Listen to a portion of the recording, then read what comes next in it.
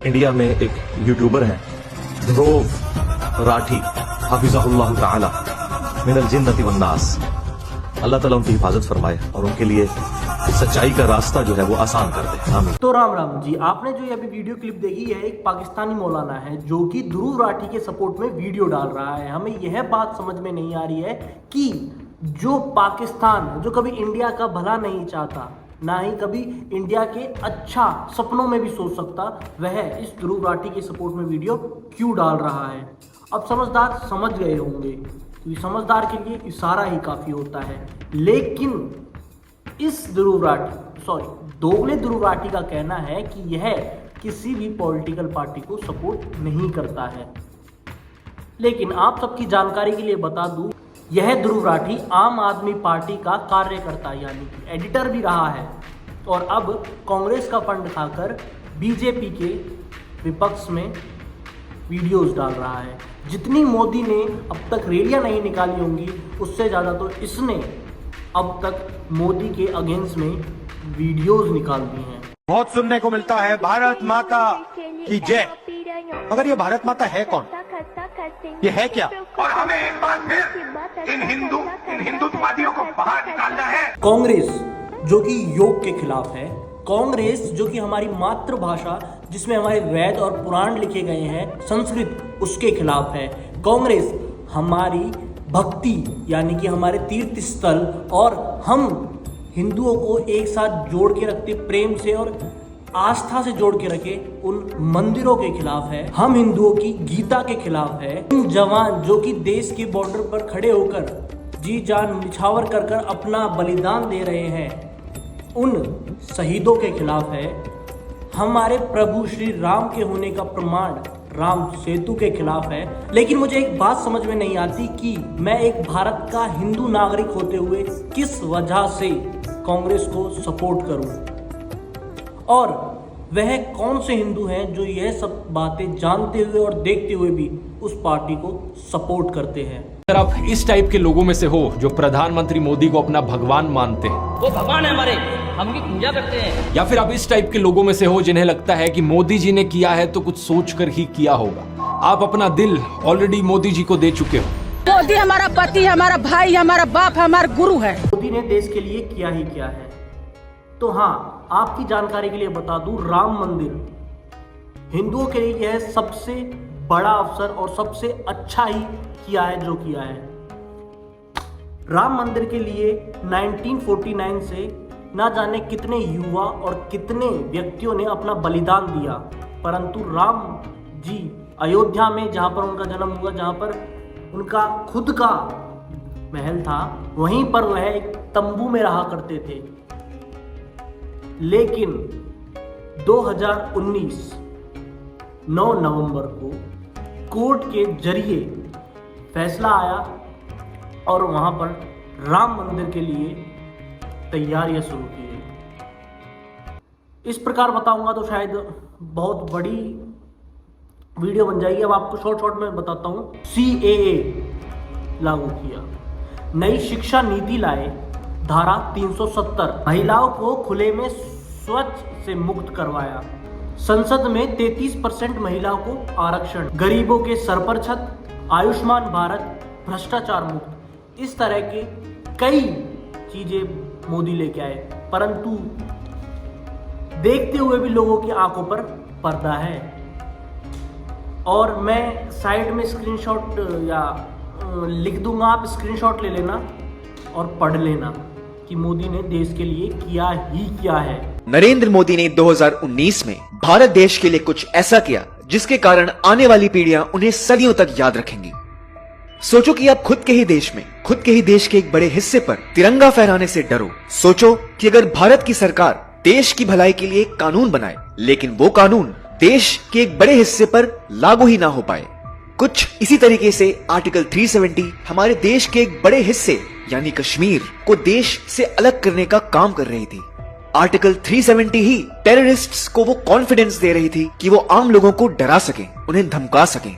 Article 370 के ही कारण कश्मीर शायद वो प्रोग्रेस नहीं कर पाई जितनी की उसे करनी चाहिए थी।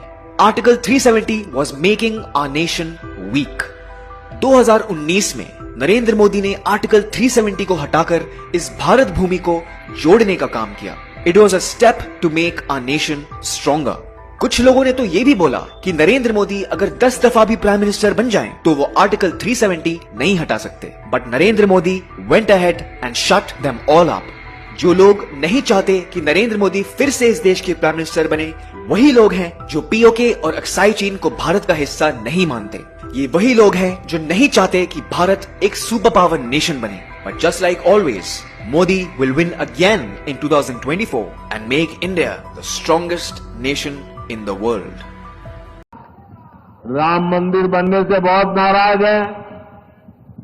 कांग्रेस के शाही परिवार ने राम मंदिर की प्राण प्रतिष्ठा का न्योता ठुकरा दिया। कांग्रेस के जिन नेताओं ने इस कदम को गलत बताया, उन्हें पार्टी से निकाल दिया गया।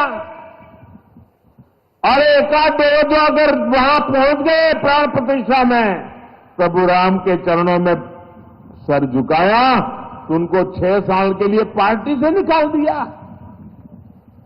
ये दिखाता है कि कांग्रेस तुष्टीकरण के लिए किसी भी हद को पार कर सकती है।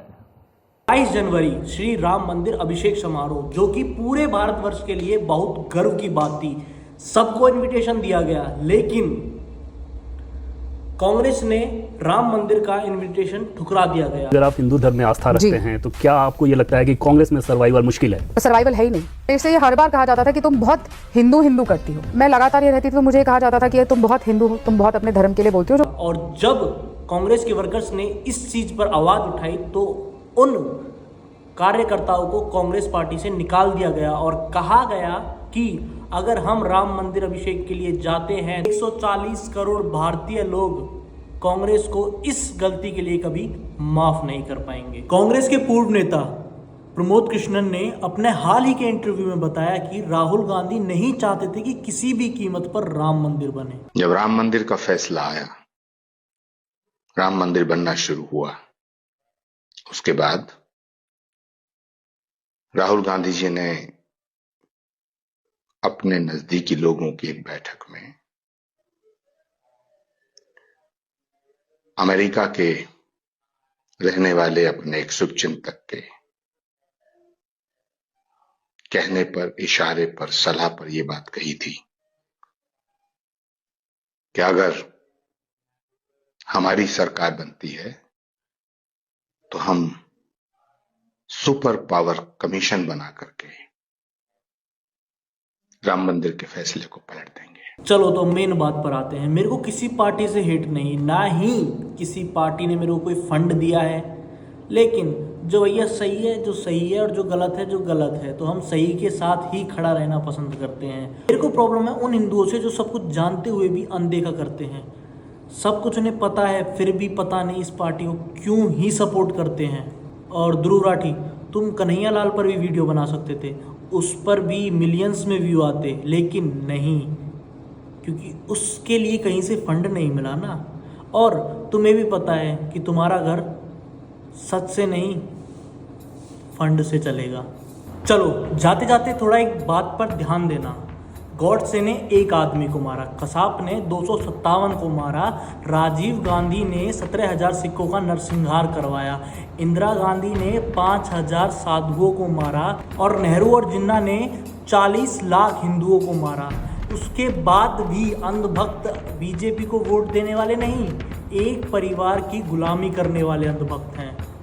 अगर वीडियो अच्छी लगी तो इसे लाइक करें और हाथ जोड़कर विनती है इस वीडियो को शेयर करें हर जगह पे, ताकि सोए हुए लोग जागें। और कमेंट में बताएं आपने किस पार्टी को वोट दिया और आप किस पार्टी को देखना चाहते हैं 2024 में, और चैनल को सब्सक्राइब करें। जय श्री राम, जय हिंद, जय गौ माता।